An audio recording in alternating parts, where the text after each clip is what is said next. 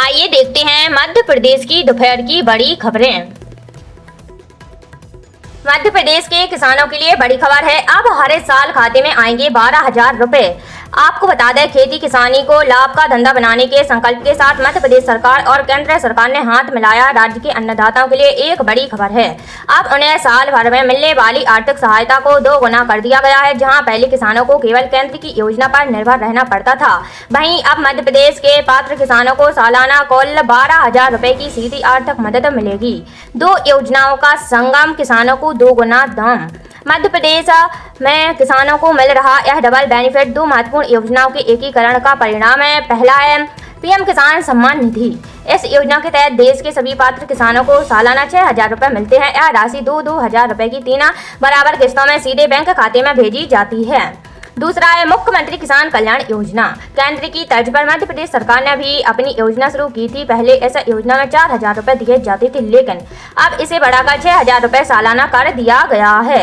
इन दोनों को मिलाकर अब एक किसान परिवार के खाते में हर साल 12,000 रुपए की सम्मान राशि जमा होगी। यह कदम छोटे और सीमांत किसानों के लिए बीज, खाद और खेती के अन्य छोटे मोटे खर्चों के लिए किसी वरदान से कम नहीं है। अभी तक किसानों को सीएम किसान कल्याण योजना की 13 किस्तें मिल चुकी हैं। अब किसान 14वीं किस्त का बेसब्री से इंतजार कर रहे हैं। सूत्रों की माने तो 25 मई से पहले मुख्यमंत्री किसान कल्याण योजना की 14वीं और 15वीं किस्त एक साथ जारी हो सकती है। अगर दोनों किस्त एक साथ जारी होती हैं तो किसानों को एक साथ 4,000 रुपए मिल सकते हैं। सरकारी दफ्तरों का समय बदला, 2 दिन घर से काम। आपको बता दें, दिल्ली सरकार ने ईंधन की बचत के लिए गुरुवार को कई महत्वपूर्ण फैसले लिए हैं। इसके तहत दिल्ली सरकार और नगर निगम के दफ्तरों का समय शुक्रवार से बदला जाएगा। वहीं 2 दिन घर से काम करने का विकल्प दिया जाएगा। मंत्री और अधिकारी 1 साल तक सरकारी खर्च पर विदेश यात्रा नहीं करेंगे। 3 महीने तक सरकार कोई बड़ा कार्यक्रम आयोजित नहीं करेगी। मुख्यमंत्री रेखा गुप्ता ने गुरुवार को आयोजित उच्च स्तरीय बैठक में ये फैसले लिए हैं। ये अहम फैसले लिए गए। पहला है, दिल्ली सरकार के सभी दफ्तर सुबह 10 बजे से लेकर शाम 7:30 बजे तक खुलेंगे। दूसरा है, नगर निगम के सभी जोन के कार्यालय सुबह 8:30 बजे से शाम 5:30 बजे तक चलेंगे। तीसरा है, मंत्री और अधिकारी 1 साल तक सरकारी खर्च पर विदेश यात्रा नहीं करेंगे। चौथा है, राज्य सरकार की ओर से 3 महीने तक कोई बड़ा कार्यक्रम आयोजित नहीं किया जाएगा। 5वां है, जनता और अधिकारियों से सोमवार को नो व्हीकल डे मनाने की अपील। अन्य महत्वपूर्ण कदम भी उठाए गए। केंद्र सरकार ने कीमतें नियंत्रण में रखने के लिए चीनी के निर्यात पर 30 सितंबर तक तत्काल प्रभाव से रोक लगा दी है। बिना शुल्क सोना आयात करने के नियमों को और सख्त किया गया है। अब एक लाइसेंस पर अधिकतम 100 किलोग्राम सोना ही आयात किया जा सकेगा। उड़ीसा और छत्तीसगढ़ में गुरुवार को कई स्थानों पर आपूर्ति काबू में रखने के लिए बाइकों में 200 और कारों में 2,000 रुपए तक का ही पेट्रोल दिया गया है। इससे काफी लंबी कतार लगी रही है। पेट्रोल में 3 रुपए 14 पैसे प्रति लीटर और डीजल में 3 रुपए 11 पैसे की वृद्धि। आपको बता दें, पश्चिम एशिया में युद्ध से ईंधन आपूर्ति में किल्लत के कारण उसकी बढ़ती कीमत का बोझ अब उपभोक्ताओं को भी उठाना होगा। इसका अंदेशा पिछले कुछ दिनों से लगाया जा रहा था। शुक्रवार सुबह 6 बजे से दिल्ली समेत देश भर में पेट्रोल और डीजल की कीमतों में वृद्धि हो गई है।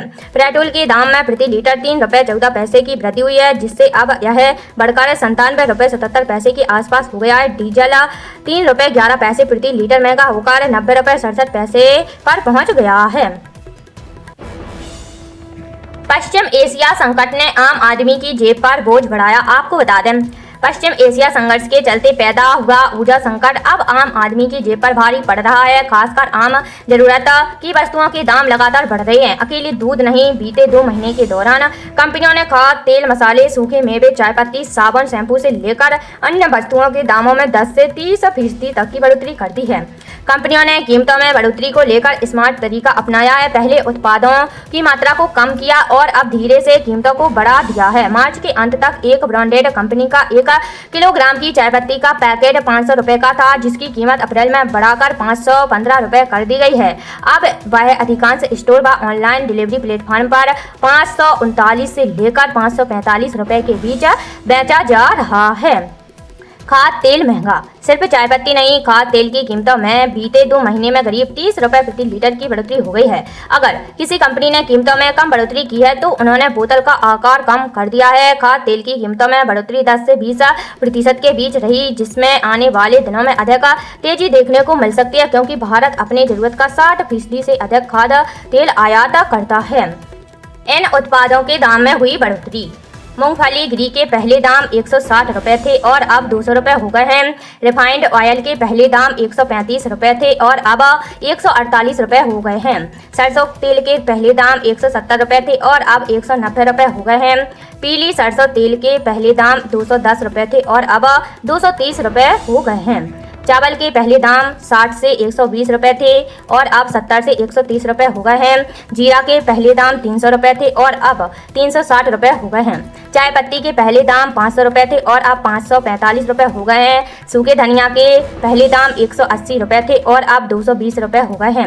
लाल मिर्ची के पहले दाम 300 रुपए थे और अब 350 रुपए हो गए हैं। हल्दी पाउडर के पहले दाम 210 रुपए थे और अब 250 रुपए कर दिए गए हैं। खाद्य तेल के दाम प्रति लीटर और अन्य उत्पादों के दाम प्रति किलोग्राम हैं। अमित शाह से मिले सीएम, बेगा महोत्सव का न्योता। आपको बता दें, मुख्यमंत्री डॉक्टर मोहन यादव ने गुरुवार को नई दिल्ली में केंद्रीय गृह एवं सहकारिता मंत्री अमित शाह से मुलाकात कर बालाघाट में प्रस्तावित बेगा महोत्सव का आमंत्रण दिया। सीएम ने बताया कि जिला पूरी तरह नक्सल मुक्त हो चुका है। उन्होंने प्रदेश में समान नागरिक संहिता को लेकर गठित समितियों और प्रारंभिक बैठकों की जानकारी देते हुए कहा कि सभी वर्गों से सुझाव लेकर आगे प्रक्रिया तय होगी। सीएम ने केंद्रीय नागरिक उड्डयन मंत्री राम मोहन नायडू से उज्जैन एयरपोर्ट परियोजना और एयर कनेक्टिविटी विस्तार पर चर्चा की। केंद्रीय मंत्री मनोहर लाल खट्टर से संगठित 2028 स्मार्ट सिटी और मेट्रोपॉलिटन विकास मॉडल पर बात हुई है।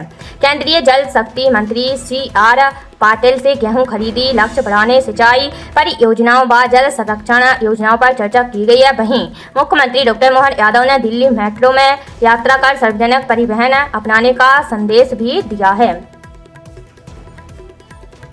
सोना आज 182 रुपए बढ़कर 1,61,000 रुपए पर पहुंचा। आपको बता दें, सोने के दाम में आज बढ़त रही। 10 ग्राम 24 कैरेट सोने का दाम 182 रुपए बढ़कर 1,61,000 रुपए पर पहुंच गया है। वहीं 1 किलो चांदी का भाव आज 527 रुपए गिरकर 2,87,000 रुपए पर आ गया है।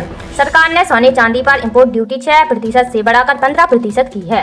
केंद्र सरकार ने सोने और चांदी की आयात पर लगने वाली ड्यूटी 6% से बढ़ाकर 15% कर दी है। सरकार ने सोने पर 10% बेसिक कस्टम ड्यूटी और 5% agriculture infrastructure and development cess लगाया है।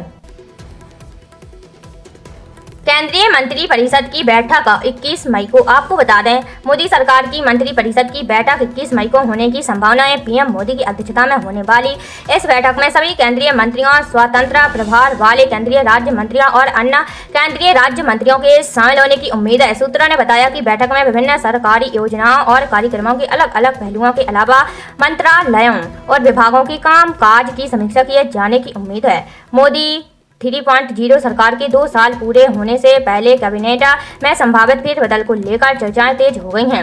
इस सरकार ने 10 जून 2024 को शपथ ली थी। सूत्रों के अनुसार कैबिनेट का विस्तार और फेरबदल जून के दूसरे सप्ताह में हो सकता है। इसके अलावा पीएम बैठक में बचत की अपील पर भी चर्चा कर सकते हैं। दरअसल पीएम ने 10 से 11 मई को 2 रैलियों में लोगों से ईंधन बचाने, सोना न खरीदने की अपील की थी। हीट वेव की चपेट में एमपी, इंदौर उज्जैन में तीव्र लू का अलर्ट। आपको बता दें, पूर्वी हिस्से के कुछ जिलों को छोड़कर पूरा मध्य प्रदेश हीट वेव यानी लू की चपेट में है। मौसम केंद्र भोपाल ने अगले 4 दिन तक प्रदेश में भीषण गर्मी का अलर्ट जारी किया है। शुक्रवार को करीब 40 जिलों में गर्म हवा चलेंगी। मौसम वैज्ञानिक ने बताया कि दोपहर 12 से 3 बजे तक ज्यादा असर रहेगा। ऐसे में लोग जरूरी होने पर ही घरों से बाहर निकलें। इंदौर, उज्जैन, रतलाम, धार और देवास में 15, 16 और 17 मई को तीव्र लू की चेतावनी जारी की गई है। वहीं नर्मदापुरम, रायसेन, सीहोर, हारदा और झाबुआ में भी तीव्र लू चलेगी। भोपाल, जबलपुर, ग्वालियर, इंदौर, उज्जैन, नर्मदापुरम, सागर और रीवा संभाग के जिलों में 18 मई तक लू चलेगी। जबलपुर और शहडोल संभाग में लू से राहत मिलेगी।